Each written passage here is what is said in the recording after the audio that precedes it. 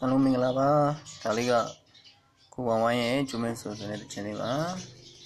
khi mà giờ đó bà làm ấy rồi, shape bộ bảo ấy, slow cô nó, thì mà intro mà, tập ba lý cha bị mà, thì à bà mà band nó bị ra bà ấy, daga 1, 2, 3, 4 time bị anh ấy 4 mà,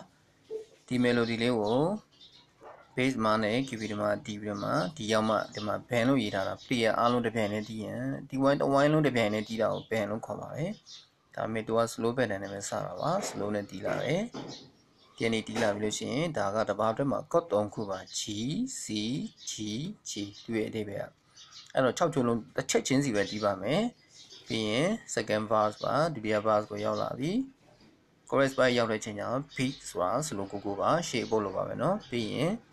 guitar đi luôn là vào vì, cái đi tổng chân là slowly vào vì lúc chứ, G E minor C D B màပြန်လာပါပြီ G C G G B ကနေဒီ sign ကအပေါ်ပြန်တက်ပါတယ် slow ပြန်ဖြစ်ပါတယ်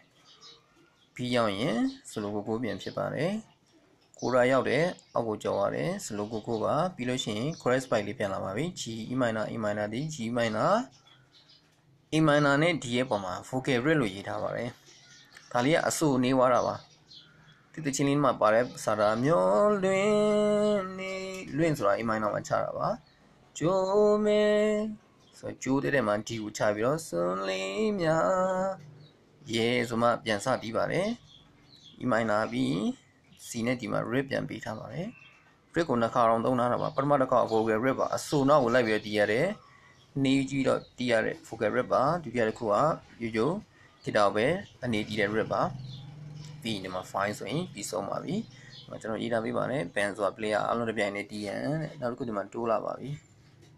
ဘယ်တော့ဒီမှာကျွန်တော်ပထမတီးခဲ့တဲ့ slow ဒီအပေါ်တစ်ချက်အောက်တစ်ချက်တီးတာဒီ basic slow မလို့ကျွန်တော်အဲ့ဒါလေးကိုအရင်ပြတာပါဒါလေးကစီချက်တစ်ခုတည်းမှာ၄ချက်ပိုင်းလိုက်လို့ချင်း 1e + c 1 2 3 4ပါအမှဒုတိယမြောက်ချက်ပေါ့နော် e ဆိုတဲ့အချက်မှာအဆက်ကလေးထားလိုက်တဲ့အတွက်တို့ကျွန်တော်မတီးတော့ပါဘူးအဲ့တော့ဘယ်လိုတီးလဲဆိုရင် down up ခြေထောက်ကျမှာ down တစ်ချက်တီးပြီးပြန်တဲ့နှစ်ချက်တီးပါတယ် 1e + c ဘယ်နော်အဲ့ဆို1 2 3 4နဲ့တက်လိုက်ရင် down up down up down 1e + c 2 and 3e + c 4 down up down up down လို့တီးပါတယ်အဲ့ဆို notes လေးပဲတီးကြလိကြည့်ထားလိုက်ပါနော်ခဏနေရှင်းပြတဲ့အပိုင်းမှာကျွန်တော်တည်တည်ချာလေးတီးပြပေးပါမယ်အဲ့ဆိုလို့ရှိရင်သူ